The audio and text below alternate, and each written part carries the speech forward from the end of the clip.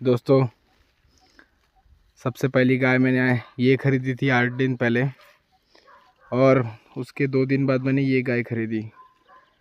तो आज डे 1 है अपना ये ब्लॉक का डेयरी फार्म का, कमला डेयरी फार्म मेरी दादी का नाम है। और हमारा टारगेट है कि 5 महीने में हमारे पास 10 गाय होने को होना। सपोर्ट करिए गाइस, थोड़ा आपका भी सपोर्ट रहेगा तो अच्छा रहेगा। Thank you guys.